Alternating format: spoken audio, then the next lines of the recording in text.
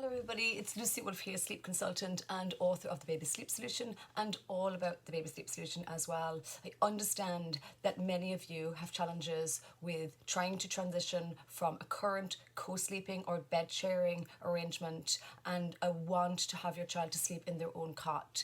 It is really typical for young children to share the bed with their parents for some or all of the night, but it is also really typical for parents to get to a point in time where they feel that that is not the direction that they want to go in, or that with a bed sharing dynamic that their child is not sleeping as well as maybe they could or they should based on their age and their stage. I feel that if your child is under 6 months of age, then first of all it's worth exploring my gentle sleep shaping approach, which will help your young child start to initiate their sleep ability specifically at bedtime. This is a very gentle approach that helps parents at bedtime help their child start to put themselves to sleep in a sleep space other than the bed.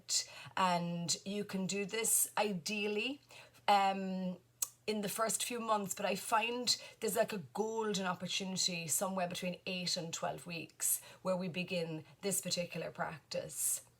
If your child is older than that age range, you can still begin to honour the percentage of wakefulness approach, but it can be a little bit stimulating for some children. From 4 months onwards, it's a good idea to start considering that the small sleep spaces like the Next to Me or the Moses basket are no longer a great solution for your child's sleep space, because they came from a dynamic of needing a small space because they've come from being in the womb, but now as they start to get mobile, we do feel that conventional sleep space is now better. So I would normally look to transition them into a big cot.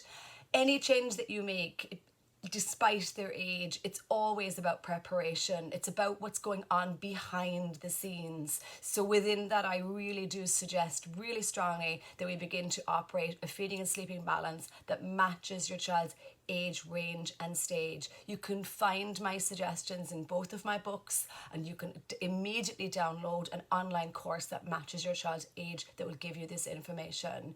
I also am a big advocate of laying a foundation, and this means that what you're doing throughout the course of the day is setting your child up for better sleep at night, and that includes your feeding practice, where you sleep them, how they sleep, how long they sleep for, and the gaps between their sleeps as well. If you're getting your child used to sleeping somewhere else, it's a good idea to make key decisions. Once your child is older than 6 months, you can start to begin to think where you actually want your child to sleep, as in which room. Do you still want them in your bedroom? And if you do, it's worth considering moving them as far away from the family bed as possible, especially if you are trying to undo an expectation around sharing the bed in the first place. And lots of children do really well to begin to sleep in their own space. And again, it's an in-house decision. The Health Agenda supports that we room share for at least 6 months, and after that it is an in-house decision, with some families choosing to do it for much longer than that.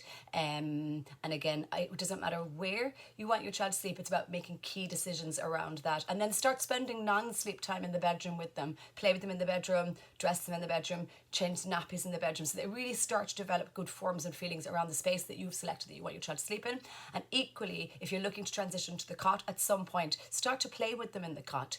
Play with them in the cot during the day, during non-sleep time, boink their feet on the mattress, play a few games with them, itsy bitsy spider, peekaboo, 3-5 minutes, pick them up, go again, repeat, repeat, repeat. Don't put them in there and go and have a shower, or don't put them in there and try and have them crying. It's all about helping them feel safe and secure in the context of the cot.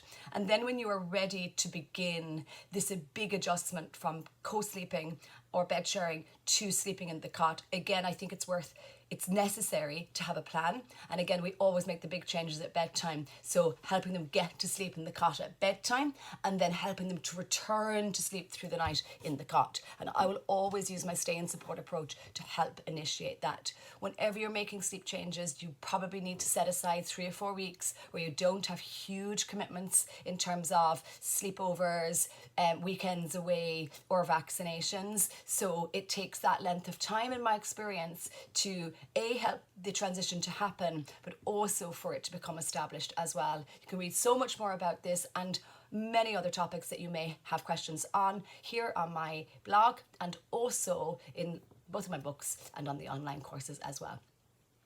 Thanks so much for joining me today, and I look forward to seeing you here again soon.